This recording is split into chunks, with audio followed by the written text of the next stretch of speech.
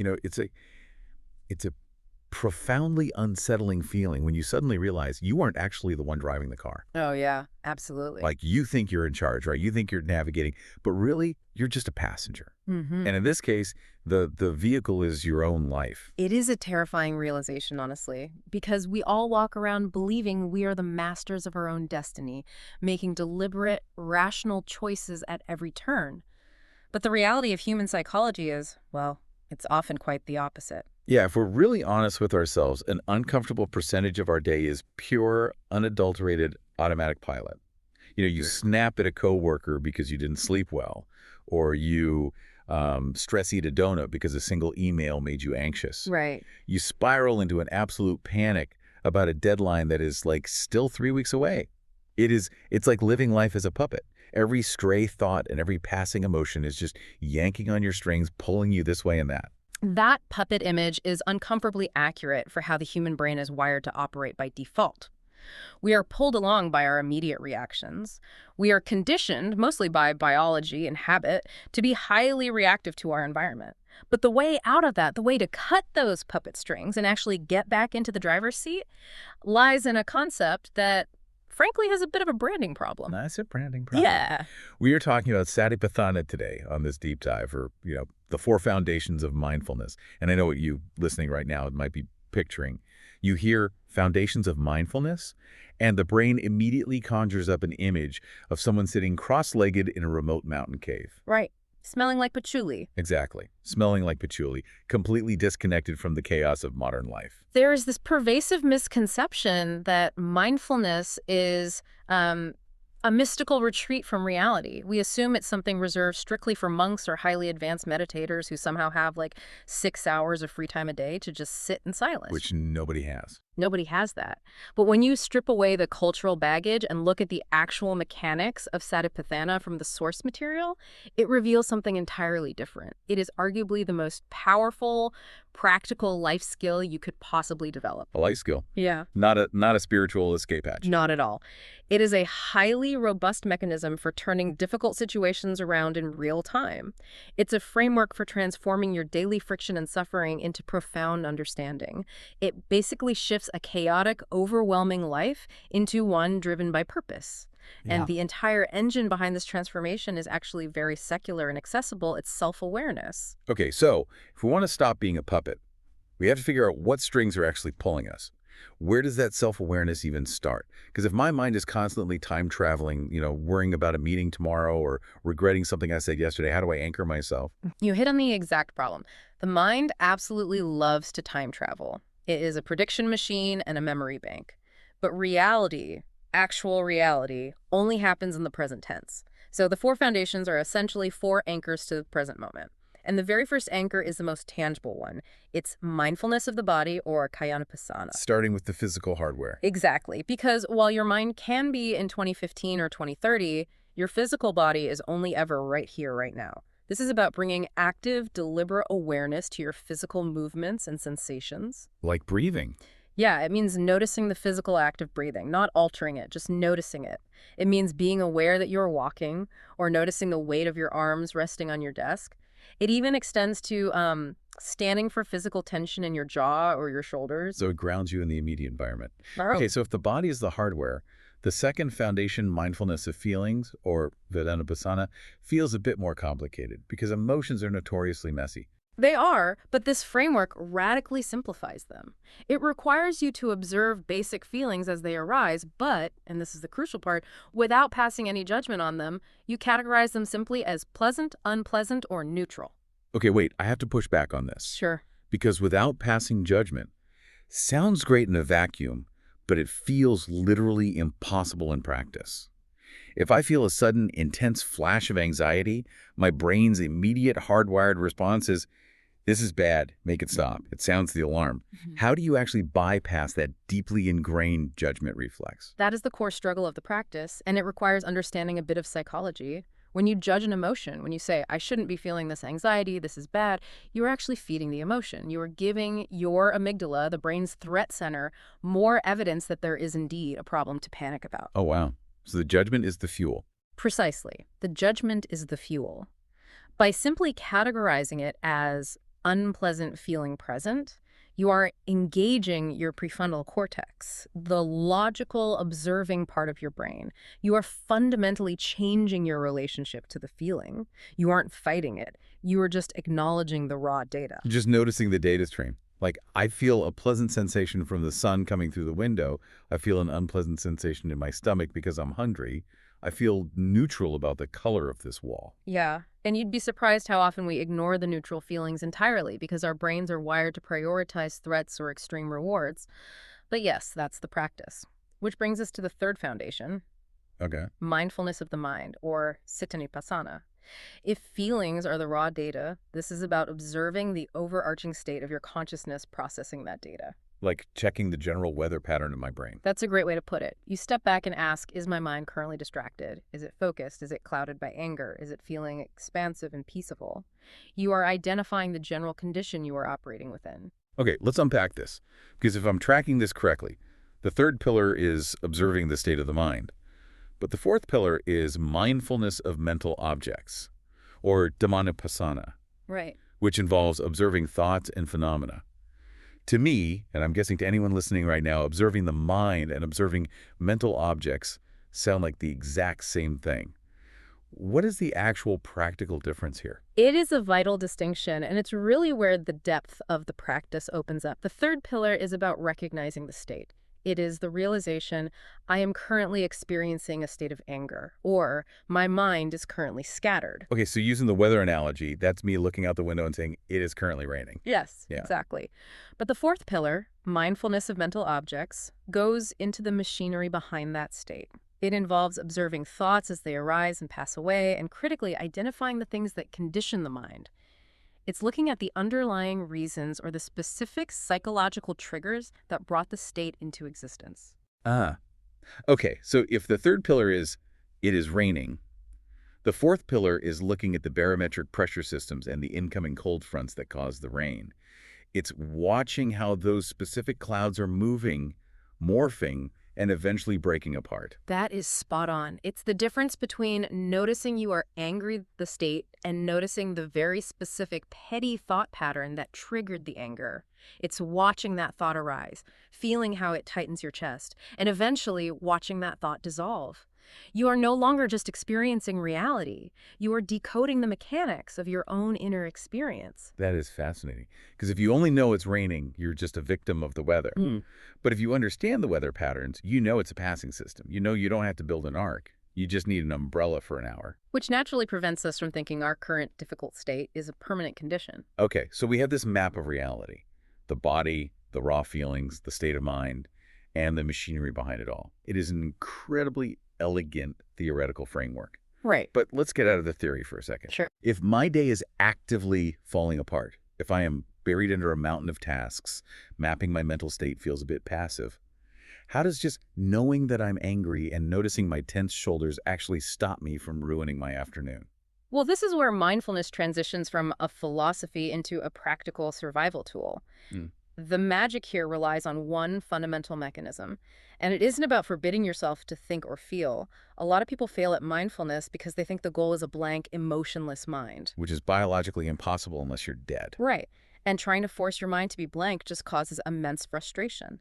Instead, the practice is entirely about creating space between you and your problems. It is the critical shift from an automatic reaction to a deliberate response. Let's ground this. Let's use a real-world example. Say it's 4:59 p.m. on a Friday, and my boss sends me a highly critical, passive-aggressive email.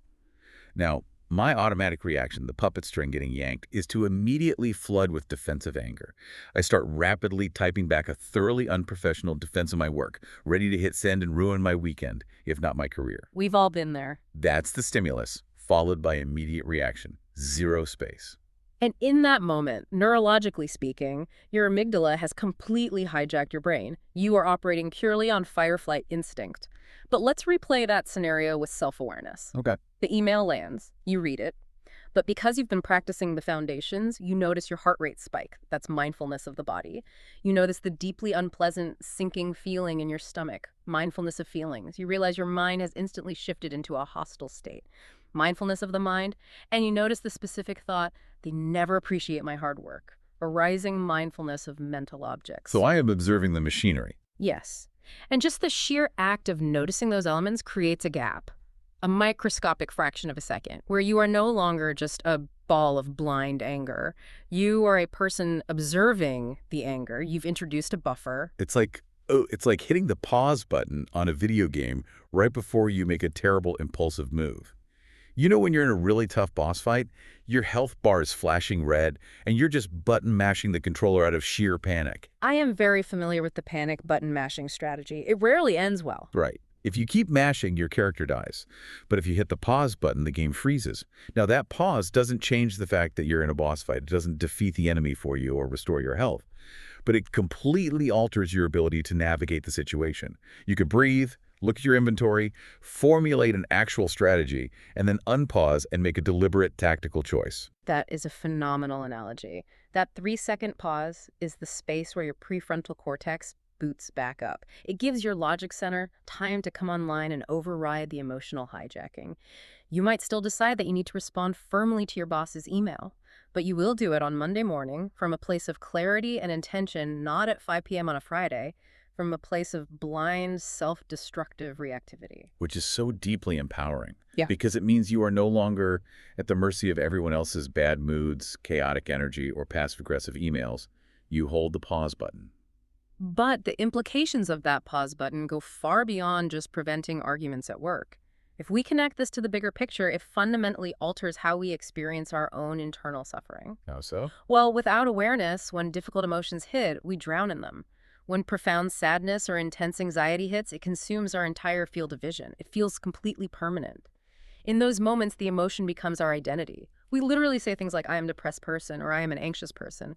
We fuse completely with the temporary state. We mistake the weather for the sky itself. Exactly. But with the space created by Satipatthana, we learn to step back and say, there is sadness passing through my mind right now, or I'm experiencing the physical sensations of anxiety.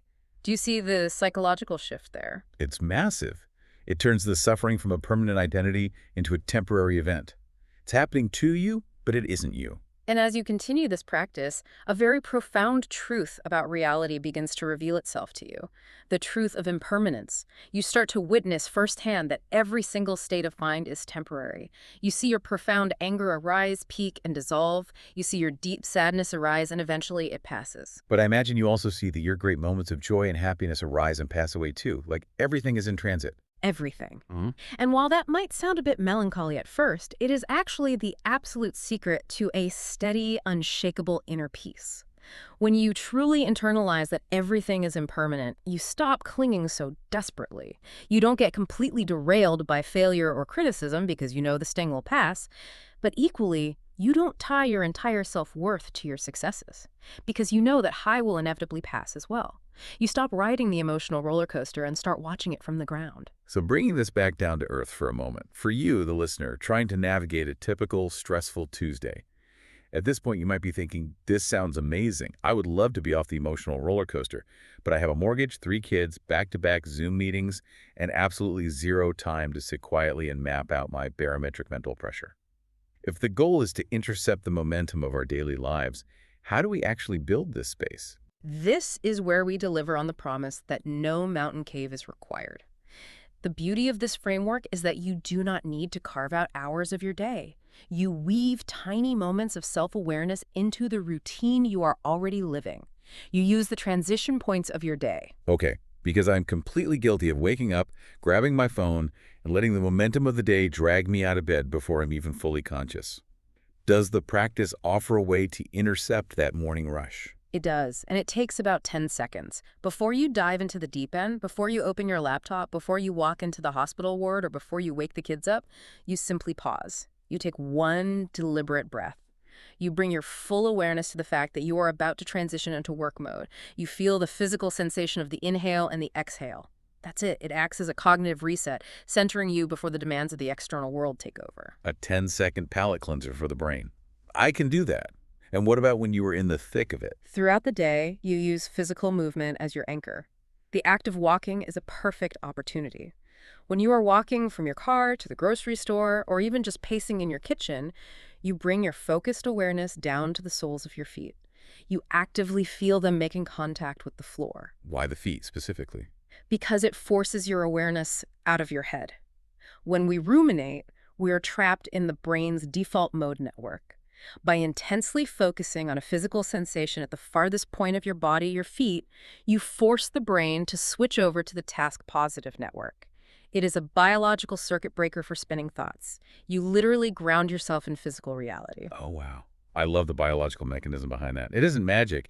It's just redirecting blood flow and attention. Yeah. Now, this last daily practice, here where it gets really interesting, because the way we usually end our days is arguably the most toxic part of our routine. Yeah. But this framework has a specific protocol for right before sleep. Yes.